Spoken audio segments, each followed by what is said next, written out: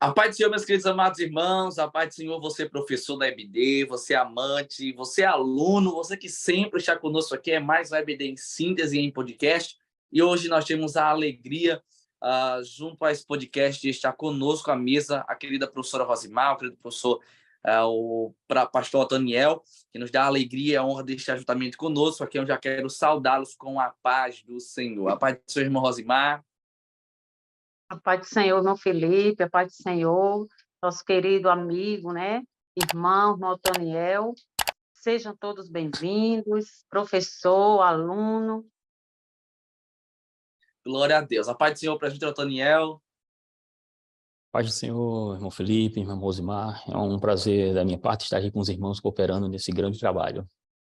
Amém, que bênção, muito bom ter o nosso querido professor presbítero Otoniel aqui conosco. Hoje a lição de número 11, título da lição, um reino dividido. Nós sabemos que houve uma divisão, né, no reino, nas tribos de Israel, e nós vamos conhecer um pouco mais quem foi, como se deu isso, em que período.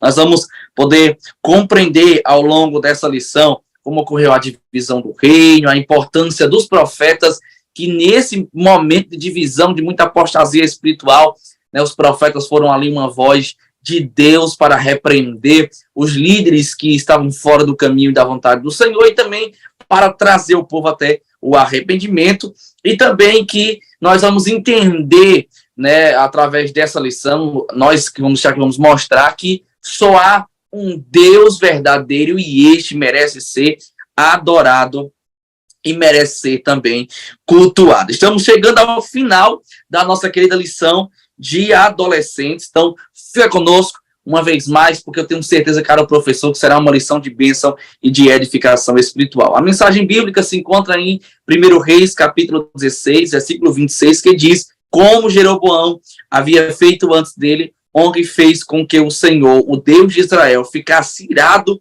por causa dos seus pecados e por fazer o povo de Israel adorar a ídolos. Nós sabemos, querida professora Rosimar, que Deus confiou o reino após Saul a Davi, e Davi foi um rei segundo o coração de Deus, não perfeito, teve seus erros, mas um rei que sempre teve o coração voltado para Deus nos momentos que ali errou, se arrependeu ao Senhor e voltou-se para Deus. E nós sabemos que, infelizmente, as gerações posteriores iriam vir não seguindo o mesmo exemplo de Davi. Veio depois Salomão, que fez a vontade do Senhor em alguns momentos, inclusive na construção do templo, Deus confiou a Salomão, mas logo Salomão, ele começou ali em um momento de vaidade, um momento de abertura a um culto pagão também, ele começou a desviar-se do caminho e a sua descendência, alguns dos seus filhos, vão distorcer os ensinamentos do pai Davi, do seu pai Davi, e então o reino começa a entrar em decadência. Eu acho isso um alarme muito grande, querida professora Rosimar, nós vamos entender um pouco mais, porque o reino de Israel, eles não vão obedecer ao Senhor, ou seus líderes, e nós sabemos que aonde há um líder em desobediência, ou que não é fiel ao Senhor, certamente o povo sofrerá. É isso mesmo, Felipe. Essa lição é uma lição maravilhosa, uma lição que nos traz grandes ensinamentos, né? Nós vemos aí o início dessa história a partir da morte do rei Salomão, né? Nós vemos aqui que Roboão foi um péssimo rei, que além de idólatra, fraco, né? Indeciso, ele morreu ainda taxado de covarde pelo julgamento da história. Nós vemos aqui que, logo após a morte de Salomão, Roboão, que é seu filho, assumiu o trono, né, sobre todo o Israel. Então, o que é que nós vemos aí, queridos irmãos? Que o povo das tribos do norte, né, sob a apresentação de Jeroboão, procurou o rei para pedir, né, que ele aliviasse a carga de serviços, porque, como ele era rei, então ele teria essa autoridade, né? E assim eles foram pedir para que fosse diminuído, né? A questão da carga de serviços, né? Os tributos que foi imposta por Salomão. Então, nós vemos aqui, queridos, que Jeroboão era um homem valente, né? A lição mesmo coloca isso, que ele tinha sido um oficial de Salomão, é dessa forma que a lição coloca, e, além de tudo, ele recebeu uma mensagem do profeta Aías, né? Aí é que está, dizendo que ele reinaria sobre as 10 tribos de Israel. Nós sabemos que o nosso Deus, antes mesmo que tudo aconteça, ele já sabe, né? Já sabe de todas as coisas, porque ele já sabia que iria acontecer essa divisão. Então, nosso Deus, ele conhece o passado, o presente e o futuro. Então, nós vemos aqui mais na frente, que depois desse episódio, né? Que depois dessa profecia, né? Que depois que Aías entregou essa profecia, né? Nós vemos aqui que ele tentou fugir, que ele fugiu, né, para o Egito, né, para não ser morto, né? Então, nós vemos aqui que Roboão despediu os israelitas e pediu que voltassem 3 dias. Nós vemos aqui que o povo queria que aqueles tributos fossem diminuídos, mas nós vemos aqui, queridos, que muitas vezes até mesmo aqueles homens não ouviam a voz das pessoas mais experientes. Então, nós vemos aqui que, nesse período, o jovem rei, ele até consultou, né, a 2 grupos distintos dos anciões, experientes, conselheiro do seu pai, mas, mesmo assim, nós vemos aqui na nossa lição que ele se recusou, né, a ouvir os conselhos dos anciões de Israel, que disseram para ele diminuir os impostos. Então, talvez se ele tivesse ouvido, porque muitas vezes nós não queremos determinadas coisas, é muito importante quando ouvimos as pessoas mais experientes para a nossa vida, para um melhor exemplo, né? Então, é importante. Então, nós vemos aqui que ele decidiu, né? Roboão, ele decidiu ouvir os seus amigos, né? Que assim eles aconselharam a cobrar impostos ainda maiores, né? Então, nós vemos mais na frente que o jovem rei atendeu ao povo, impôs carga muito mais severa, mais pesadas, como assim relata a lição. Então, nós vemos aqui, queridos, que muitas vezes o povo padece por não ouvir, né? É isso aí, irmão Felipe. É verdade. E Roboão, ele vai cometer esse grave erro. A irmã Rosimar, ela listou aqui diversas falhas, né, que cometeu o rei Roboão. Entre isso, ele não ouviu a voz dos anciões, homens mais experientes. E aí vem um alerta muito grande para você, querido professor, aplicar isso de forma muito prática para a sua classe, para os nossos alunos de adolescente. O adolescente, vezes, ele tende a ouvir alguns colegas, alguns amigos ali de escola, ali de brincadeira, ali de correria, e às vezes alunos, colegas e amigos que têm a mesma idade que ele, ou até menos idade que ele, e às vezes ele deixa de ouvir o pai, de ouvir a mãe, de ouvir seu líder, para ouvir o conselho de alguém que não tem a experiência que os mais velhos têm, principalmente pai e mãe. Então você tem uma lição prática para aplicar da vida de Roboão na vida dos nossos adolescentes. O adolescente, ele precisa entender, os nossos alunos, ele precisam entender que bom é ouvir conselhos daqueles que têm Deus na vida, do pai, da mãe, daquele que tem mais experiência. E nós compreendemos aqui na história de Roboão, para corroborar com a querida professora Rosimar, queria ouvir também o querido professor Otoniel. Nós sabemos que a história se divide, Jeroboão depois vai liderar, após a profecia de Aías, né, as 10 tribos. Somente 2 tribos, Judá e Benjamim, vão ficar com Roboão. Olha o que acontece com um homem que não ouviu o conselho daqueles que têm experiência. É por isso que Paulo diz que as más conversações corrompem os bons costumes. Alguém que tinha tudo para dar certo, dá tudo errado, simplesmente porque deixa de ouvir a voz daqueles que têm um conselho de Deus para abençoar. É isso mesmo, Felipe. Nós vemos aí, e as 10 tribos, né, romperam com Roboão, com Jerusalém e com a descendência de Davi. Aí nós vemos que, a partir daí, Jeroboão assumiu a liderança das 10 tribos e tornou, assim, rei sobre elas. Essas 10 tribos formam o Reino do Norte, né? Nós vemos aqui que ficou conhecida como Israel.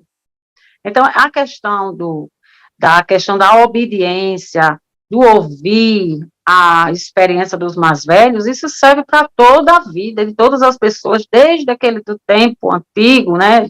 Nós vemos esse reflexo até hoje, né? Nós vemos aqui que, no início, Jeroboão, ele tinha recebido de Deus o reinado, foi recebido por Deus, né? E aí o profeta Aías o alertou para que andasse corretamente diante do Senhor e guardasse os seus mandamentos. E nós vemos mais na frente que Jeroboão levou todo o seu reino à idolatria, né? Construindo altares, imagens. Então nós vemos aí a falta de obediência, de ouvir a voz das pessoas mais experientes, e assim ele levou todo aquele reino ao que é um desastre, né? Porque foi a idolatria, construiu altares, coisas que não agradavam ao Criador. Então ele corrompeu o culto, o sacerdócio, né? De toda uma nação. É verdade. Querido professor Otoniel, você pode ficar à vontade para corroborar, né? O que o professor Otoniel, que nós queremos já agradecer por estar aqui conosco, tem um conhecimento, Deus o tem abençoado e sempre tem transmitido para a gente um conhecimento da parte de Deus. Importante pontuar aqui também, nesse caso, com relação ao próprio Jeroboão no Reino do Norte, deixar claro, porque o professor, no domingo, ele vai trazer essa informação de que por que Reino do Norte, né, e Reino do Sul, e por que Jeroboão é Reino do Norte, né? Nós e vocês já foram felizes aí em informar como é que Jeroboão aparece nesse cenário. Ele vai aparecer no cenário justamente através dessa profecia que feita pelo profeta Aías, e em decorrência justamente do que está na própria lição, né, no primeiro livro dos Reis, capítulo 11, versículo número 28, onde fala que o homem Jeroboão era forte e valente, e diz assim o texto: o homem Roboão era forte e valente. Vendo Salomão a este jovem, que era laborioso, ele pôs sobre toda a casa, pôs ele sobre a cargo de toda a casa de José. Ou seja, de certa forma, ele tinha uma liderança na própria casa de Salomão. Só que, devido o problema, o pecado do próprio Salomão, que a Escritura vai dizer que é justamente devido a esse pecado que ele praticou, devido a ele ter entrado na idolatria, o Senhor ia rasgar esse reino, mas não faria ainda, diante justamente quando ele estivesse vivo por amor a Davi, assim que a Escritura diz, pela aliança que Deus tinha com Davi. Aí o professor ele vai frisar que como se deu isso, né? Ali por volta do ano 931 antes de Jesus, houve justamente esse rompimento, como vocês falaram muito bem, e esse rompimento foi feito justamente por causa dessa desobediência, e Roboão, como filho de Salomão, filho mais velho, lá no Reino do Sul, ele não obedeceu, não deu ouvidos à voz, né, dos mais experientes, para que a carga de impostos fosse tirada, e isso, de certa forma, fez com que as pessoas fossem contra ele. E aconteceu justamente esse fato. E a partir daí, esse reino, que a gente chama de Reino do Norte, foi dividido. O reino de Israel em si foi dividido e passou a ser Reino do Norte, na parte ao norte, e Reino do Sul, com justamente Judá e a sua capital, Jerusalém. E é importante, assim, deixar claro, porque esse reino chamado de Reino do Norte, ele teve 9 dinastias, ou seja, cada rei houve seu período de governo, porém, desde o primeiro chamado de Jeroboão, conhecido como filho de Nebate, né? Jeroboão, filho de Nebate, ele não tinha uma linhagem real, mas ele e alguns filhos deles conseguiram ainda prosseguir no reino, porém, houve uma quebra justamente da sequência de famílias, e no todo houve 9. E lá no Reino do Norte, nós tivemos aí cerca de 19 reis que governaram o reino no norte. E aí é importante deixar isso claro para que o aluno ele entenda, e o professor poderia até levar para a classe um mapa, né? E no caso ele faria justamente essa divisão, demonstrando o que seria o Reino do Norte, e frisar que, como vocês falaram muito bem, Jeroboão levou o povo à idolatria por causa do medo que ele tinha justamente do desvio, que o povo se desviasse e fosse ao sul. Aí qual foi a estratégia de Jeroboão? O professor mostra no mapa que no lado norte do Reino do Norte havia a cidade de Dan, e no sul do Reino Norte havia também a cidade de Betel. Então ele coloca 2 altares para que as pessoas fossem adorar não a Deus, mas passassem a fazer as suas adorações naqueles locais. Consequentemente, o povo deixava de ir à cidade de Jerusalém, que era a capital. Ou seja, e com isso ele fez com que o povo cada vez mais se afastasse do Deus de Israel, E Verdade. aí começou justamente a acontecer todo esse problema. E parece que era uma cantoria, se você ler o livro dos reis, sempre vai dizer: e andou nos pecados de Jeroboão, filho de Nebate, não fez o que era agradável aos olhos do Senhor, porque justamente ele é um símbolo justamente de alguém que foi chamado por Deus, mas desobedeceu e achou por bem desviar do caminho, justamente por causa de quê? Por causa do medo que ele tinha de perder a sua autoridade. Importante também frisar que esse reino chamado de Reino do Norte, ele teve início com, vocês vão ver em livros chamados de Jeroboão I, o primeiro, porque lá na frente tem um outro Jeroboão que não é filho desse Jeroboão I aqui não. É apenas para distinguir quem são as pessoas. O reino começa ali em 931, depois justamente da divisão, e ele vai perdurar aí alguns anos, na verdade poucos anos. E em 722 ele vai ser justamente destruído, porque os que moravam no norte foram levados cativos, né? O cativeiro assírio. Aí o que ocorre? No Reino do Sul, eles ainda perduraram muito mais tempo, ou seja, mais de 139 anos a 200 anos. Ou seja, duraram mais do que o Reino do Norte, porque eles, ali por volta do 586, né? Onde começou a acontecer os cativeiros de Babilônia, o povo de Israel lá no sul, o reino de Judá foi levado cativo, ou seja, ainda perdurou, é uma curiosidade, cerca de quase 150, 200 anos de diferença, até o último reino, o Reino do Norte, que acabou de vez realmente, foram levados cativo, e por causa justamente desse problema, dessa miscigenação que houve dos assírios lá no Reino do Norte, é que nós conhecemos aquele povo chamado de samaritano, e a divergência, a luta, a discórdia entre judeus e samaritanos vem justamente daí, dessa miscigenação, porque o rei envia assírios para morar no norte, mais especificamente na cidade de Samaria, e leva também os do norte para a Síria, e aqueles que estão no norte, morando ali justamente com os assírios, e há uma grande miscigenação, uma mistura, e devido a essa mistura, os que estão no sul passam a ter os do norte como pessoas indesejáveis, e pessoas que perderam a sua linhagem, a linhagem abraâmica, vamos assim dizer, né? Perderam a linhagem abraâmica, e inclusive na época de Jesus, era um insulto chamar alguém samaritano, por isso que chamavam Jesus de samaritano, era um insulto, era uma infâmia chamar alguém de samaritano, que era dizer que alguém era impuro. Então, são pontos importantes que, para situar o aluno neste dia, nessa aula. Glória a Deus, que bênção, que maravilha.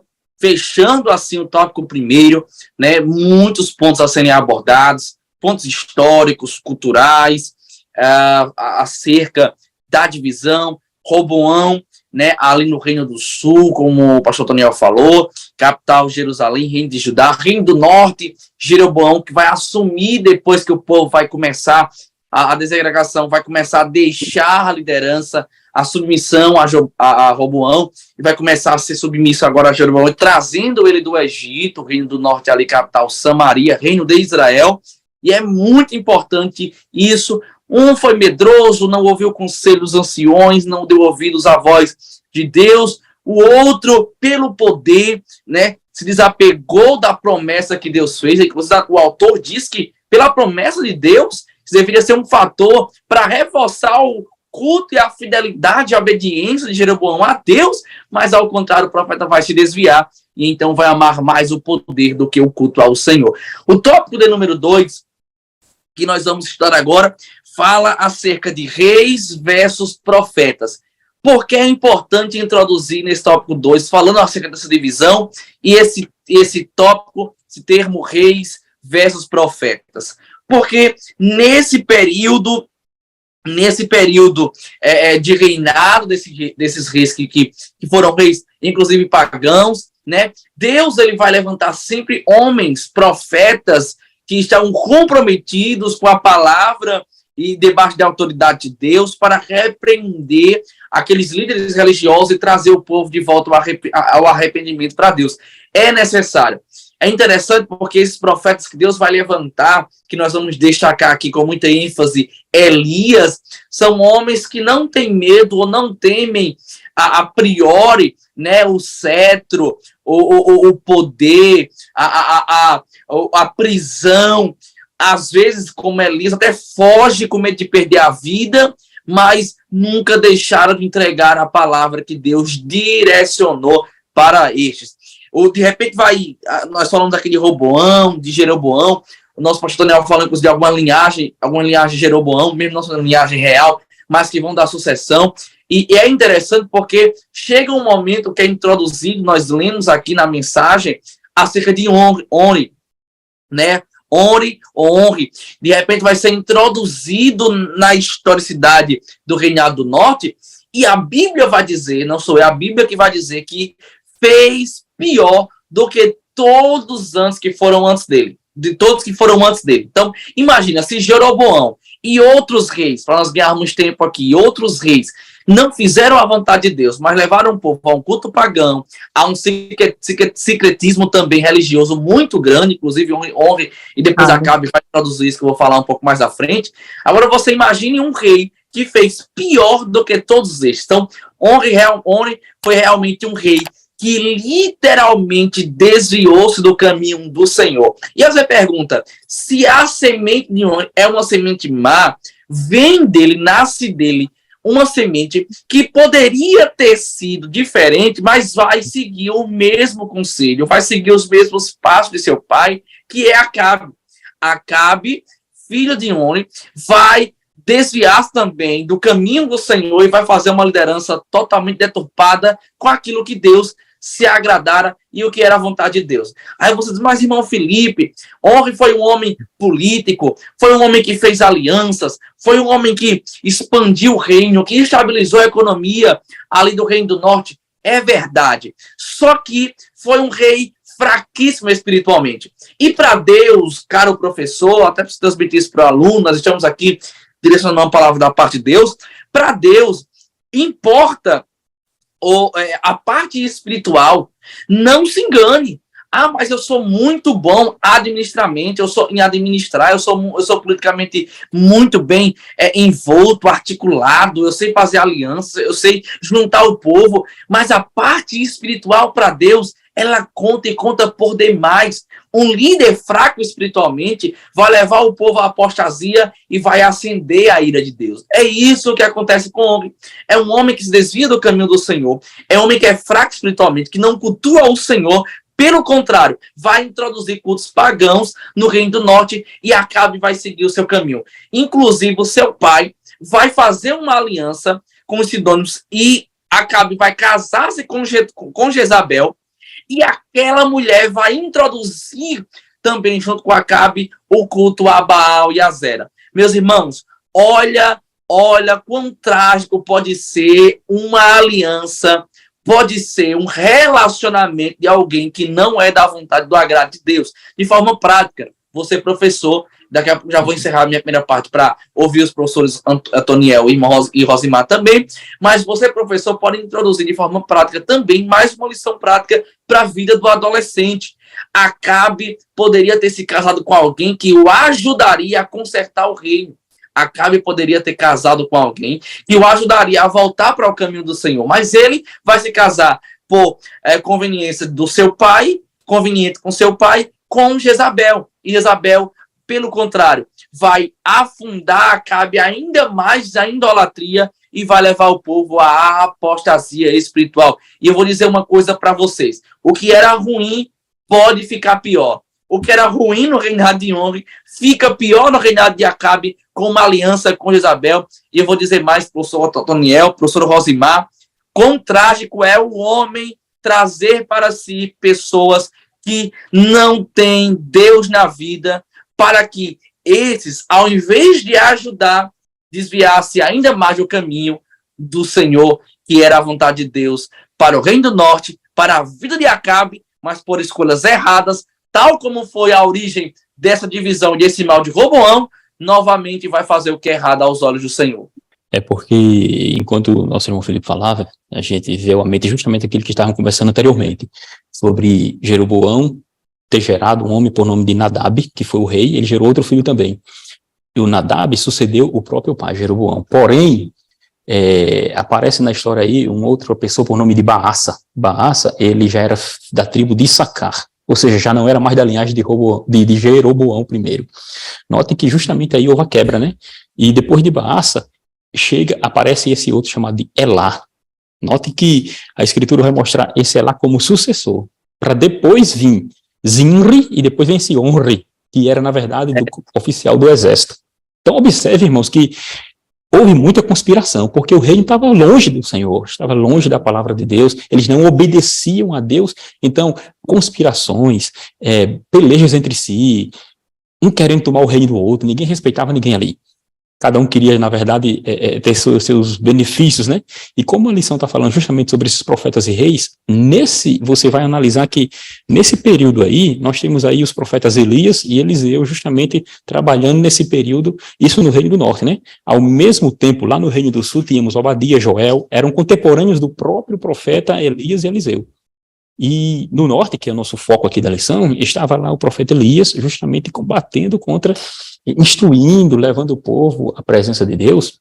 E como você disse, cada um rei pior do que o outro, tanto moralmente como espiritualmente. A única coisa que faziam assim de mais ou menos, vamos assim dizer, era questões políticas, realmente. Questões políticas, alianças, aí de fato crescia o seu reino. E eles, por causa desse tipo de alianças e de uma suposta prosperidade, eles imaginavam estar no caminho correto, achando que Deus estava justamente apoiando os seus atos errados. É isso mesmo, Otoniel. A gente dá para observar aí que os reis que sucederam, né, Jeroboão, fizeram coisas parecidas ou até mesmo piores, como o senhor colocou. Às vezes são até piores. Então, de modo que se não fosse, né, a misericórdia do Senhor, né, em levantar profetas para tentar levá-los ao arrependimento, a nação com certeza estaria perdida mesmo, né? Nós vemos aí o exemplo de Acabe, né? Que ele foi um rei, mas politicamente, como a lição coloca, forte, né? E espiritualmente ele era fraco. É verdade, perfeito. O pastor Daniel e o Rosimar aqui trazendo as suas considerações, e a gente tá vendo, e como o próprio pastor Daniel falou, desde o tópico 1, o quanto a desobediência ao Senhor tem levado os homens a se afastarem de Deus. Os homens não atentam para um conserto, os homens não atentam para o arrependimento. Então, o que é que Deus faz? Levanta Elias para repreender aquele líder religioso que estava totalmente fora da vontade de Deus. Paz, meus senhores, né? Acabe estava tão distante de Deus que vai matar um homem, Nabote, por causa de uma vinha. Inclusive, querem tomar a vinha do seu irmão. Acabe permite que Jezabel mate profetas. Alguns vão ter que se esconder, correr para as cavernas para não serem mortos, porque não aguentavam ouvir um confronto da parte de Deus, uma palavra da parte de Deus. E isso o povo está seguindo o seu líder espiritual. É por isso que a Bíblia diz que feliz a nação cujo Deus é o Senhor, porque quando Deus ele está representado através do líder, o povo vai prosperar. Se o líder é um líder espiritual, se o líder é um líder que tem Deus na vida, e então vai transmitir ao povo de forma espiritual Deus, através dos seus conselhos, através da sua administração, através das suas escolhas, através das suas articulações, o povo vai prosperar, o povo vai estar feliz, o povo vai se alegrar. Mas quando vem Acabe, que não serve a Deus, pelo contrário, introduz Baal, introduz Azera, com Jezabel, sua esposa, que mata os profetas do Senhor, o povo então vai cair em uma profunda apostasia. O que é que Deus faz? Levanta um profeta. Deus tem um profeta para tempo de crise. Pode perceber, não dá para falar aqui, mas na linha histórica, na historicidade bíblica, Deus ele sempre vai levantar profeta em tempo de crise, para trazer a mensagem que Deus quer transmitir ao povo, para trazer Deus para perto do povo. E é interessante porque Elias, ele cheio da autoridade do Senhor, e não dá para entrar em detalhes, mas nós conhecemos a história, o quanto Deus foi na vida do profeta Elias, mas para provar que verdadeiramente só Deus é verdadeiro, e só Deus merece ser adorado e cultuado. Quem não lembra do episódio ali do monte, a qual Elias vai desafiar os profetas de Baal, 850 profetas de um lado, Elias do outro. Os profetas de Baal vão clamar, vão orar, vão pedir de manhã, de tarde, vem, vai, clama, levanta. Não acontece nada. Elias vem, conserta o altar, coloca água, ora, e com uma oração simples, rápida, mas verdadeira, Deus então vai provar que ele é Deus na vida de Elias e também na vida do povo de Israel. O povo então começa agora a voltar-se para Deus, a olhar de volta para Deus. Deus então, após a seca, manda chuva, traz a provisão sobre o seu povo e então Acabe posteriormente vai morrer. Deus não vai se agradar do reinado de Acabe, mas verdade é, nesse tópico 2, nós estamos falando, e isso é importante ser dito, que quando Jezabel traz a herança dos Sidônios, do seu povo, Deus vai ter aquilo como abominável. E então Deus vai trazer Elias para que o povo se converta novamente ao Senhor. Então o tópico 2 mostra a importância que é ter profetas de Deus para repreender líderes que não fazem a vontade de Deus. Ora, Deus levantou Natã para repreender a Davi.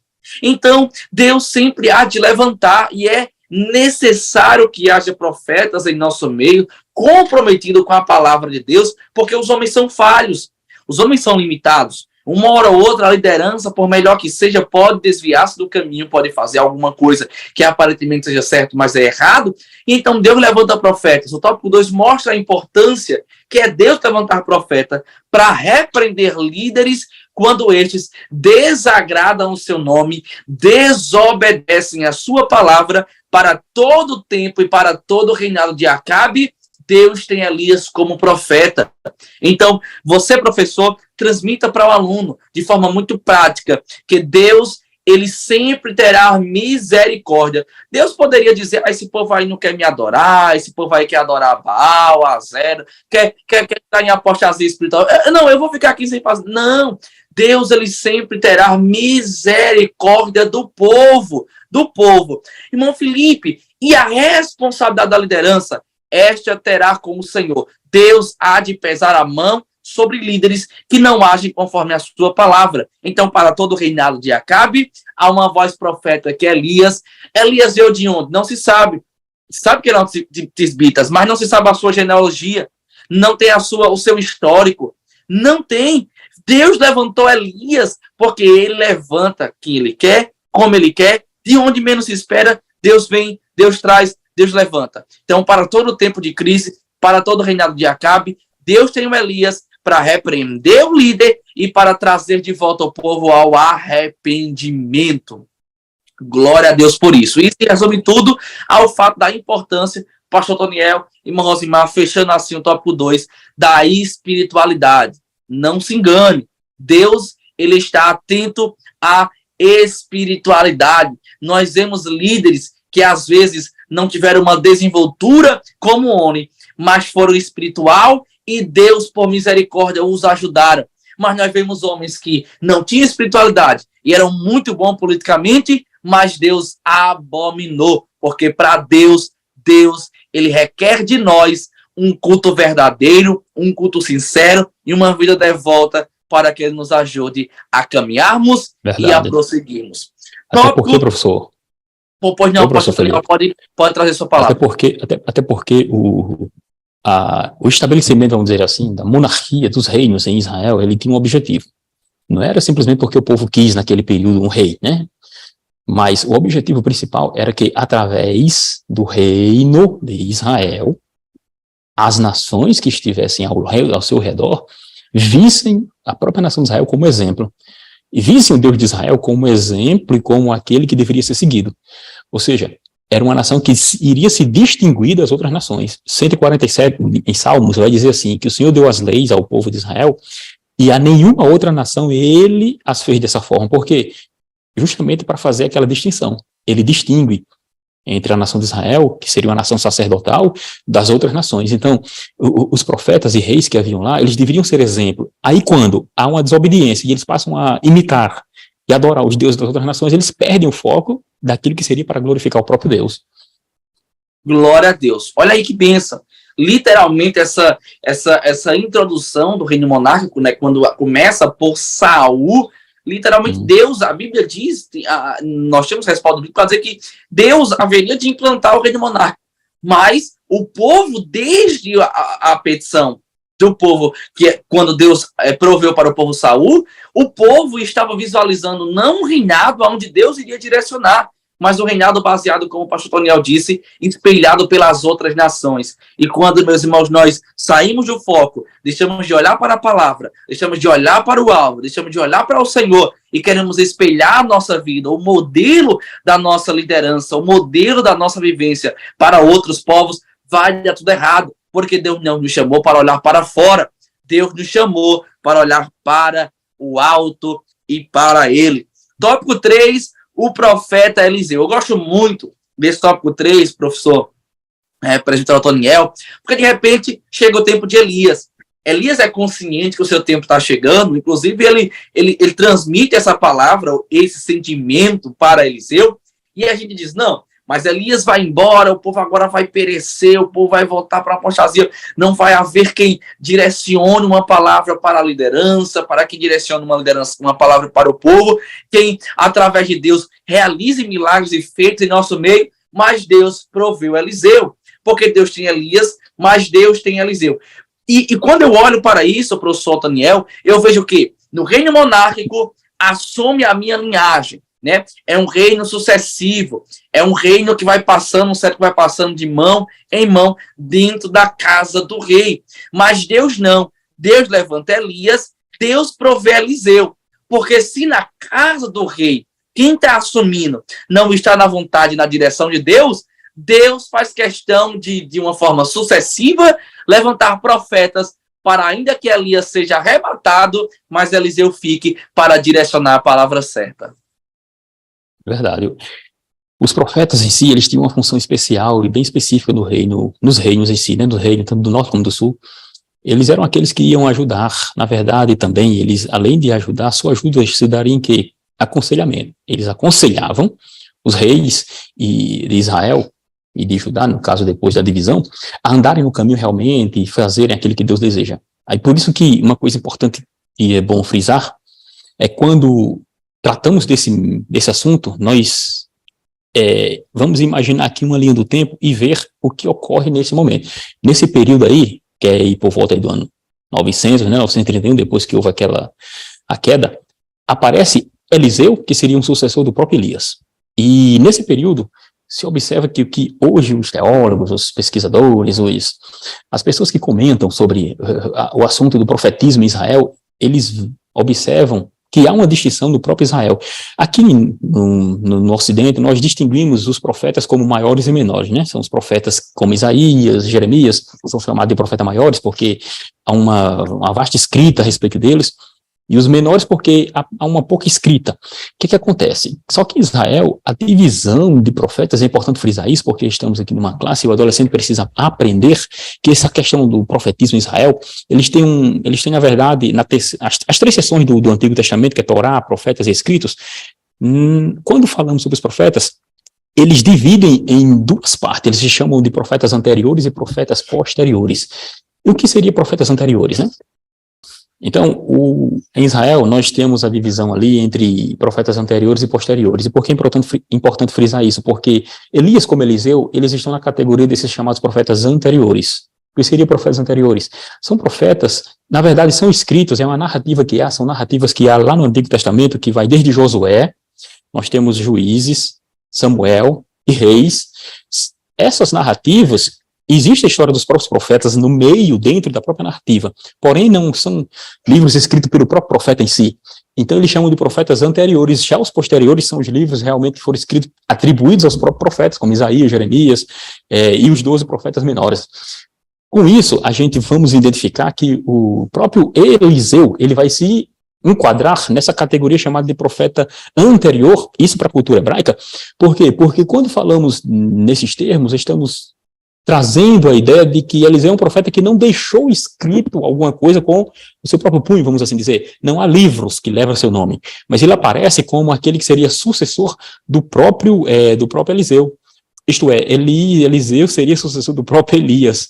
Aí o que acontece? Importante, na própria lição, e eu estava observando, que segundo o que está escrito no livro dos Reis, segundo Reis, capítulo 3, versículo 11, diz que Eliseu, ele era conhecido como, ele é lembrado, na verdade, como aquele que deitava as águas sobre as mãos de Elias, e assim está escrito no próprio livro que acabei de ler.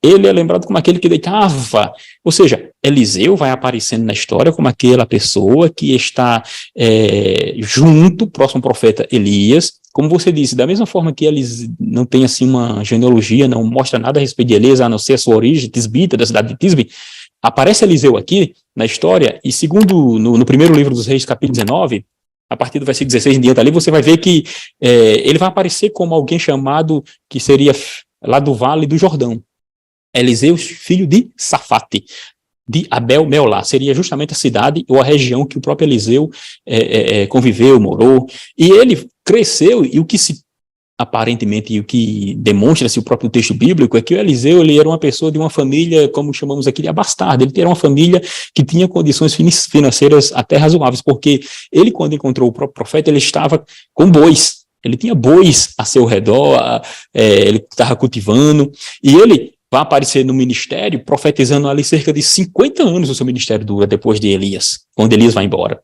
Mas antes, porém, é bom frisar, meu irmão Felipe, irmã Rosimar, que ele aparece na história como aquele que estava próximo do profeta, junto do profeta, e seria aquele que ia suceder o próprio profeta. Ia suceder o próprio profeta. E com isso, vale frisar, e aí eu abro um parênteses aqui para mostrar justamente para o adolescente que está nos ouvindo, se ele estiver também vendo esta lição, que com certeza deve estar nos ouvindo e vendo nesse momento, que é bom estar perto de pessoas que realmente têm alguma coisa para passar para nós. Algo que nos edifique, e não estarmos junto de pessoas que coloquem cada um de nós para trás, que faça com que a gente, vamos dizer assim, diminua em vez de crescer. Então, isso é importante frisar e fazer essa aplicação nessa primeira parte aqui que nós estamos tratando, meu irmão Felipe. Glória a Deus, que bênção, é verdade. Sempre que eu ouço isso, que do pastor Otoniel, acerca da vida de Eliseu, ele compreendeu que haveria de se abrir uma sucessão a Elias.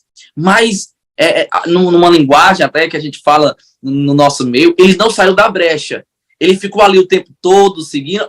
Foi para o Jordão, vou para o Jordão. Foi para Jericó, vou para Jericó. Para onde Elias ia, Eliseu, ele acompanhava Elias, não saía de perto do profeta Elias, aprendeu com Elias, observou a vida do profeta.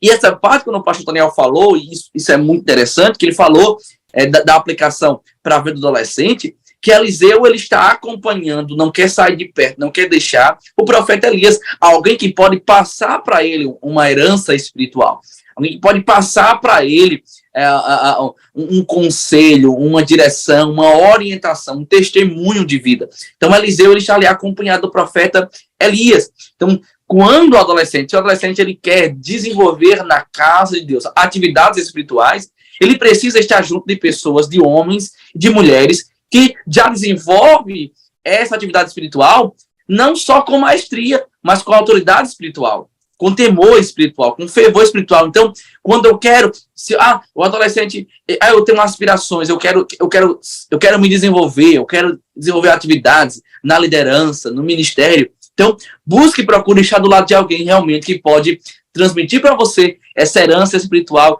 tal como Elias transmitiu para Eliseu. E eu quero encerrar a minha palavra dizendo que a única coisa física, palpável, que Eliseu recebe de Elias foi a capa. Só que a capa de Elias não é a herança espiritual de Eliseu. É apenas um elemento, a qual seria testemunho do qual Eliseu seria o seu sucessor. A herança que Elias deixa para Eliseu é a herança espiritual. De alguém que teme a Deus, tem compromisso com a sua palavra e anda pelo seu caminho. Como ele estava falando a respeito justamente desse momento, que Eliseu ele se torna, na verdade, um sucessor do próprio Elias, e é importante deixar bem claro que ele vai pedir uma porção que seria a porção dobrada, né? Ele pede a porção dobrada. E essa porção dobrada, com toda certeza, vai fazer referência a Deuteronômio capítulo 21 e o versículo 17. Porque lá, o primogênito, ele recebe porção dobrada. O primogênito recebe porção dobrada como herança por ser filho mais velho, né? E na questão profética aqui, Eliseu está aparentando, está, na verdade, recebendo uma herança do próprio Elias, que seria o quê? O ministério profético. Então, a porção dobrada é em referência justamente a esse trecho para demonstrar que ele daria seguimento, né, ao próprio profetismo lá em Israel, e ele seria realmente aquele que o povo realmente esperasse. Seria o que a gente chama de herança espiritual. Seria uma herança espiritual. E vale frisar que Eliseu, ele antes de seguir a Elias, quando Elias o chama, ele pede para se despedir dos seus pais. E isso acontecia justamente, essa despedida, é justamente para manter laços familiares. Isso demonstra o cuidado que Eliseu tem com seus pais. E demonstra o cuidado, o temor, o carinho que tem com seus pais. Mas quando ele vai à sua casa e despede-se de seus pais, isso demonstra que ele está justamente renunciando o que seria até herança para ele. Herança porque Eliseu é encontrado com bois. Inclusive esses bois que ele tem, ele queima os bois. Observe que ele está, em outras palavras, dizendo que eu estou deixando de lado essa vida que eu tinha para seguir de fato essa nova vida.